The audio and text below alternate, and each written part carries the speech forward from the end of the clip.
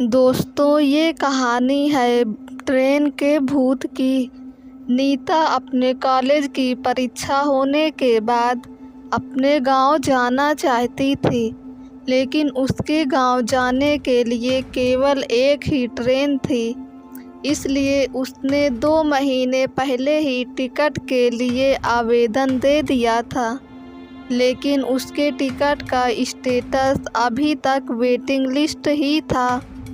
अगले दिन उसका सफ़र शुरू होने वाला था, जिसके लिए उसने कुछ खाने पीने की सामग्री और रास्ते में पढ़ने के लिए एक नावल खरीदा, जिसका नाम था ट्रेन का भूत। दरअसल नीता को भूतिया कहानी पढ़ने में बड़ी दिलचस्पी थी। वह अक्सर इसी तरह की बातें किया करती थी, इसलिए ज़्यादातर विद्यार्थी नीता से बात करना पसंद नहीं करते थे। नीता को भी अकेले रहना पसंद था, इसलिए किसी के बात करने ना करने से उसे कोई खास फर्क नहीं पड़ता था। दूसरे दिन नीता रेलवे स्टेशन पहुंच जाती है, लेकिन अभी तक उसकी वेटिंग लिस्ट क्लियर नहीं हुई होती है। नीता सीट न मिलने से परेशान होती है। वह सीट के इंतज़ाम के लिए टिकट चेकर की तलाश कर रही होती है। काफ़ी देर इंतज़ार करने के बाद जब कोई नहीं आता तो नीता किसी की भी सीट में बैठ जाती है और अपना नावल निकालकर पढ़ने लगती है। ट्रेन में यात्रियों का आवागमन चलता रहता है, लेकिन नीता भूतिया किताब में पूरी तरह से खो चुकी होती है। किताब पढ़ते पढ़ते नीता को 2 घंटे गुजर जाते हैं। तभी ट्रेन में टिकट चेकर आता है और वह नीता से उसकी टिकट मांगता है। नीता अपनी टिकट दे देती है, लेकिन नीता का टिकट वेटिंग लिस्ट होता है। यह देखकर टिकट चेकर नीता से कहता है, क्या तुम सारी रात ऐसे ही बैठे बैठे सफ़र करोगे? तभी नीता कहती है, नहीं सर, 23 नंबर वाला बर्थ खाली होने वाला है और सुबह तक उसमें कोई नहीं आएगा। मैं उसी बर्थ में ही सो जाऊंगी।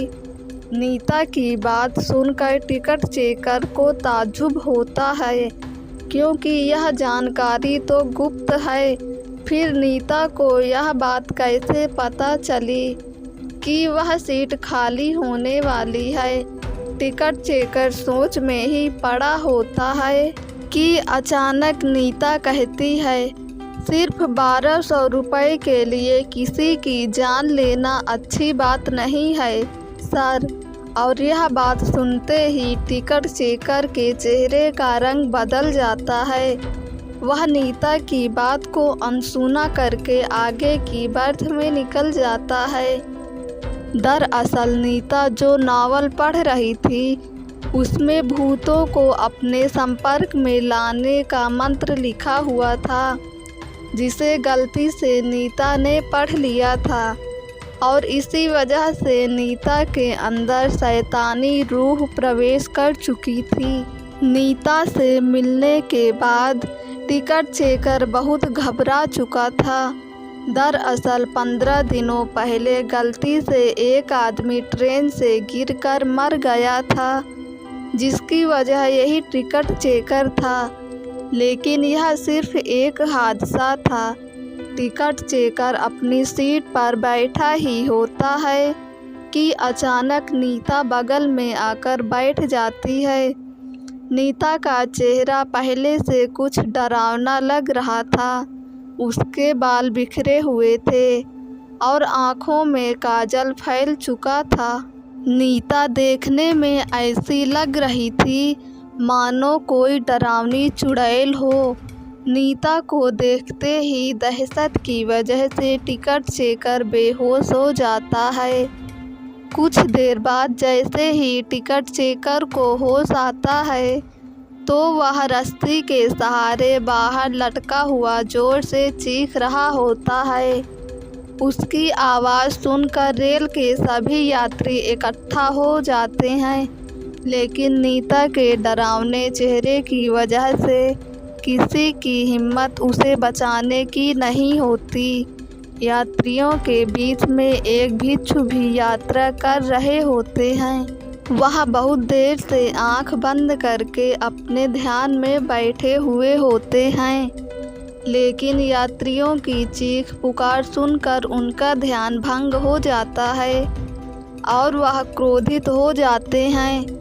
लेकिन जैसे ही उनकी नज़र बाहर लटके हुए टिकट चेकर पर पड़ती है, तो वह अपनी जगह से खड़े होकर नीता के पास पहुंचते हैं और ऊंचे स्वर में कहते हैं, तुम उसे छोड़ दो, तुम्हारे साथ न्याय होगा। उनके कई बार बोलने पर भी जब नीता ऐसे ही खड़ी रहती है, तो भिक्षु आंख बंद करके खड़े हो जाते हैं और कुछ ही देर में उन्हें पता लगता है कि जब तक नीता के हाथ में यह नावल है, तब तक भूतिया साया उसके ऊपर से नहीं हटेगा। भिक्षु अपनी बुद्धिमत्ता से नीता के हाथ से नावल छीन लेता है और उसे ट्रेन से बाहर फेंक देता है। नावल का संपर्क जैसे ही नीता से दूर होता है, तो वह बेसुध होकर ट्रेन के अंदर गिर जाती है। लेकिन इसी बीच टिकट चेकर, जो कि ट्रेन की खिड़की से लटका हुआ था, वह नीचे गिर जाता है।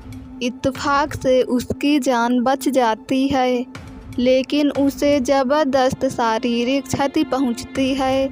भिक्षु नीता को अपने काबू में करते हुए रेल से नीचे उतार लेते हैं और उसे उपचार हेतु अस्पताल पहुंचा देते हैं।